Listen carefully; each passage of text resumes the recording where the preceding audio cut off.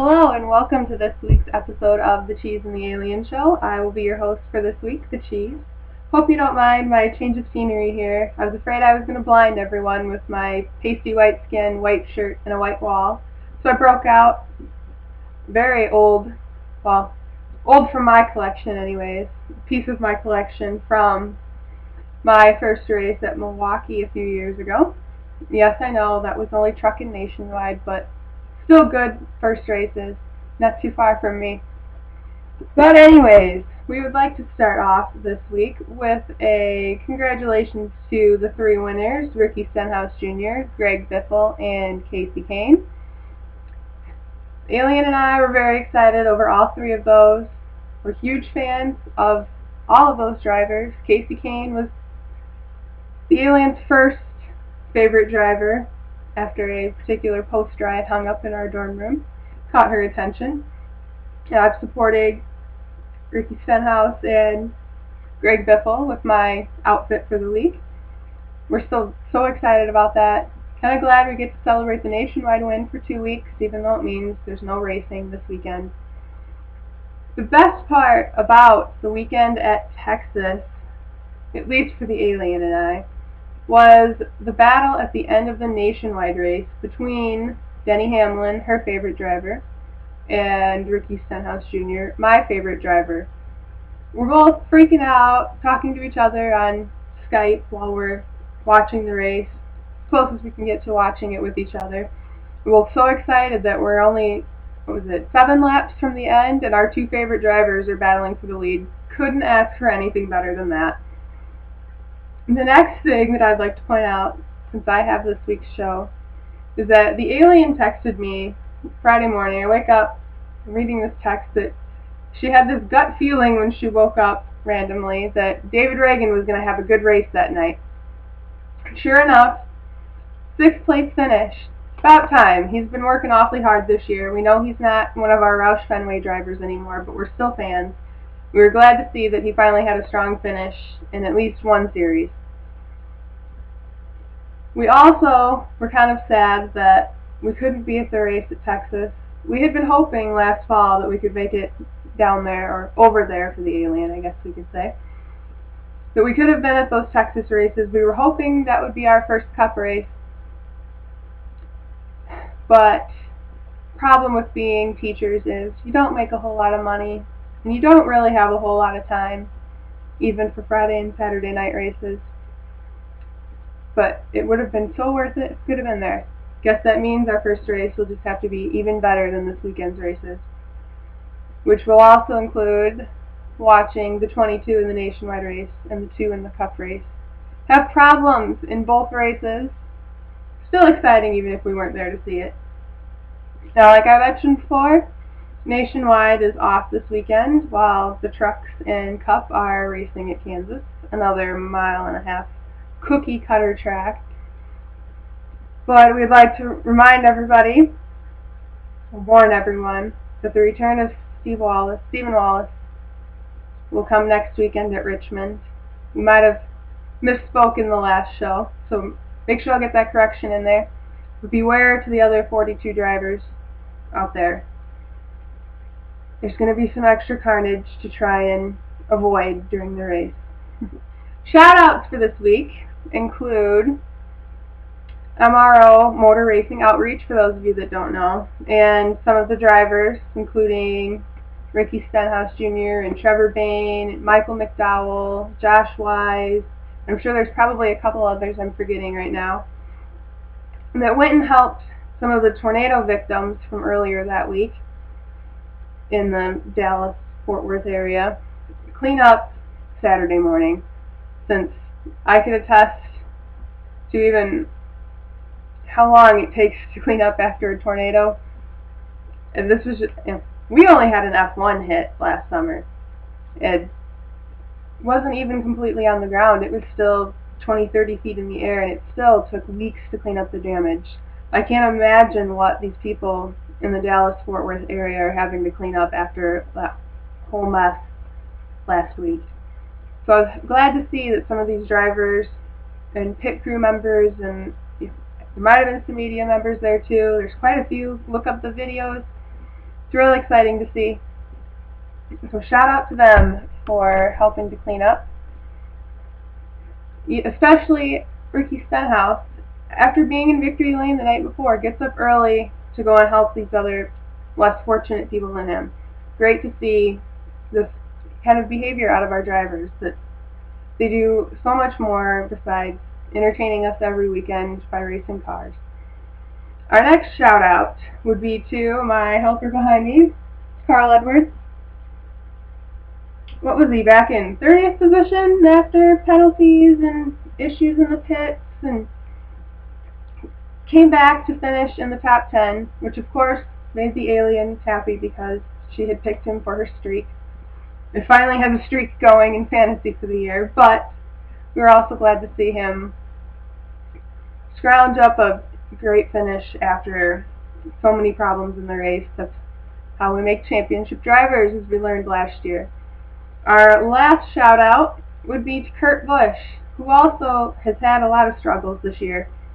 And he's done so well with Phoenix Racing for what he has given to him and the kind of luck that they've had thrown at them. They've had anything and everything in these first few races thrown at them. But still to come back and finish 13th, still a nice solid finish for all the problems they've had, especially the weekend before.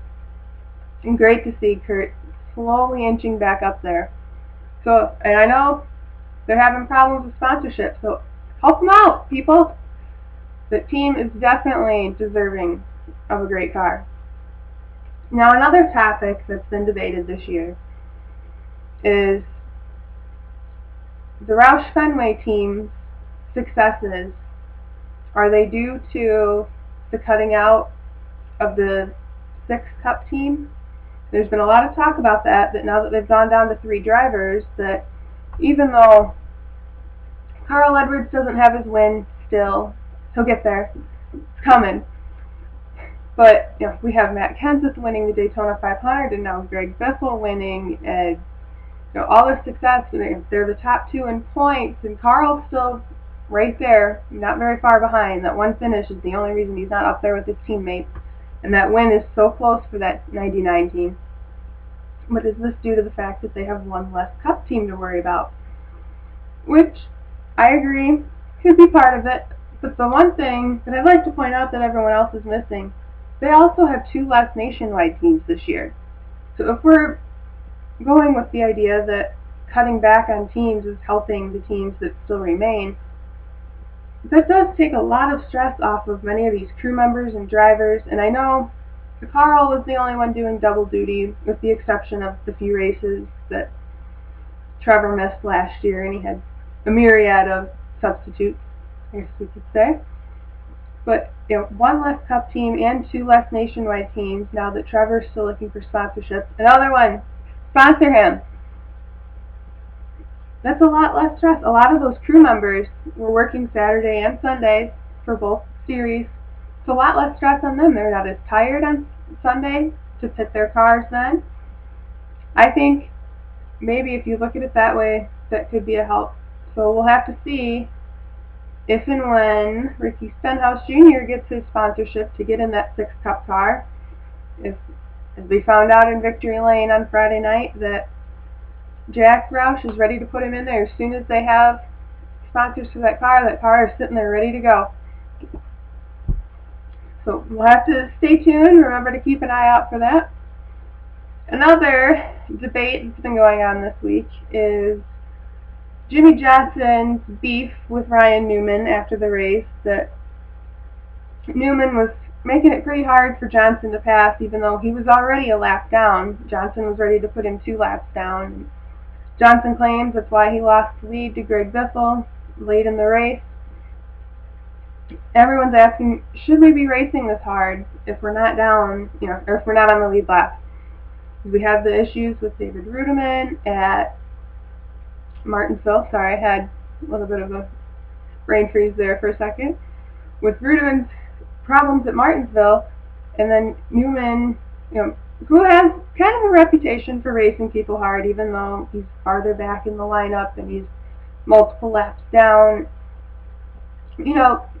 All 43 guys on the track, regardless of how big of a team they're on, how many sponsors they have, how great of a car they have. They're all racers at heart. They all want to race, and nobody wants to sit back and just let everybody go by you just because you're not on the lead lap, and you're still fighting for your position too many times. So I think Jimmie could be a little bit upset, but the fact that days later he's still upset over it, I think he might be going a little bit too far. And if you ask me, Jimmie's usually the type that it's been 10, 15 races now since he's been kind of angry with someone. It's time for him to be mad at someone again. He always has to pick a fight every few months or so. Never anything huge, but I think it was just his time to pick a fight with someone. Lastly, for the Texas races anyway, we had that incredibly long green flag run at the end of the race, over 200 laps. Not what we're used to seeing on a mile-and-a-half track. Well, one thing I noticed that usually when you go lap after lap under green like that, a lot of cars end up being a lap down, and until the very late stages of the race, most of the cars were still pretty equal. They were still staying on the lead lap, and the leaders weren't lapping too many people unless they happened to have problems and were pitting and going behind the wall and things like that. They weren't necessarily lapping people on the track. So even though you had the leaders had kind of pulled away from the pack, the 20th place cars were still keeping up at the same pace as the leaders. So I thought that was kind of an interesting thing to point out, that going to make the rest of this year pretty awesome, if you ask me, that all of these cars are so close in speed that whoever is lucky enough to get out front and whoever works the hardest to get out there is the one that's going to win, because these cars are so close in horsepower and speed. The biggest story of the weekend, I'm sure we were all excited over this one, was the return of Rockingham Speedway to national competition level with the Truck Series. It was a great race to be back there. Good short track racing. Clean, completely, a wreck fest like some of these people think that we need to have at the short tracks. It was good racing. This is what we want. This is what true fans want to see. They want to see the good side-by-side racing. Rockingham was a great way to bring that back and remind us, while also bringing some of the history back into the sport and bringing some of these original tracks that the legends raced on before our time. To end today's show, we all know that the Alien and I have our fantasy competition going on, and I was so excited to come to Texas because my Roush Fenway drivers, which usually are the main drivers on all of my fantasy teams, are so strong at Texas and won nationwide and cup. However, the Alien managed to get me once again for the sixth week in a row now. I think I've only won a single week all year long, but I can be excited that I got to finally host a show where my drivers had won that weekend. She keeps getting to host them after my drivers win, so I'm going to be excited about that. Forget about fantasy. Hopefully Kansas to give me a little bit of redemption and I can have a shot. Even though every time I have a great week, hers is just a little bit greater.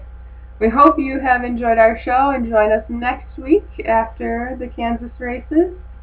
Hope you enjoy your racing this weekend.